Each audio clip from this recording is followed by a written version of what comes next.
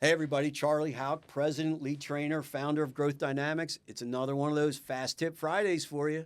One of the things I've really enjoyed about being in this business for as long as I have, 36, be 37 years in October. The ideas and the concepts that we share with our clients, they're not scripted. They're not memorize these things and, learn how to recite them and blow people away with your powerful.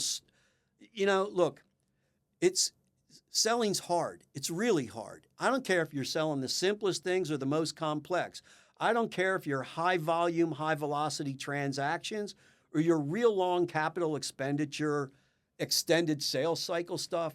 Sales is hard because a lot of what we've been scripted to do actually works against us instead of making life more successful for you in the profession of business development.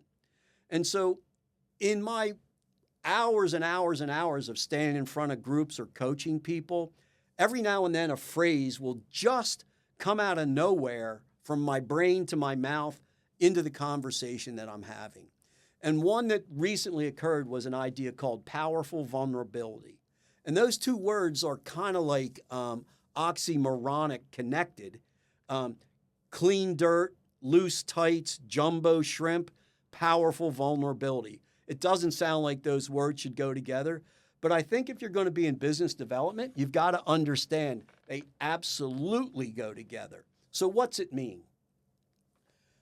You can be very powerful and appear very vulnerable, which means you're not giving up control of the process, but you're using kind of a reverse psychology technique to allow people to feel more comfortable and less threatened by you, because most of them think if a salesperson, a killer professional, deal closer, big hitter walks in, their freedom of choice is over.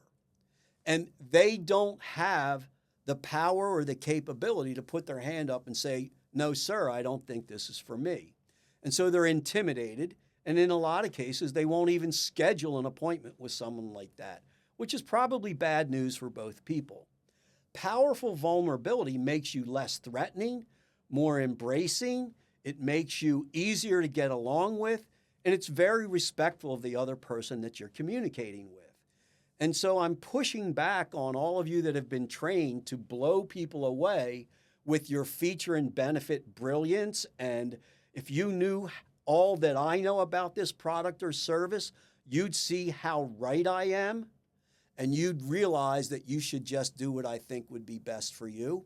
I can't think of anything that makes a sales process longer and less profitable than that. Powerful vulnerability puts you in a position to ask for help. Can you explain that to me? Can you tell me why that affects your business or how it affects your business? Can you tell me what you've tried to do and tell me how well it worked?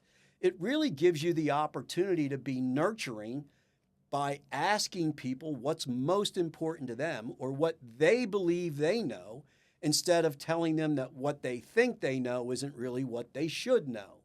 So my advice to all of you is to stop fighting for control of the business development process and turn it into a very comforting, nurturing, and on your side, a vulnerable conversation that actually gives you the power of acquiring more information than they ever thought they would give to someone that's in sales. We all can, I take that back. I make this mistake too often. I'm old. A lot of you are not old. And you might not remember a television character named Detective Columbo, Peter Falk. Peter Falk solved every case that appeared in his weekly episodes by being powerfully vulnerable. He never tried to intimidate a witness. He never told them, I know you're guilty. He never said, you have this information, you must give it to me. But he always struggled. Can you help me with something? I seem to be confused. What part did I miss? And everybody thought this guy's too much of a bumbling idiot to be a threat to my safety and arresting me for committing this crime.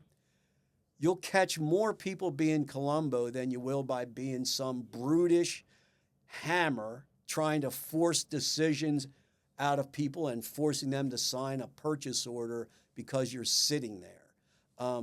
Give up the ego fight and nurture people to feel comfortable enough to share with you, and you'll shorten your decision cycles, you'll create more trust, and you'll be a lot more relaxed and engaged with the people that you really want to do business with.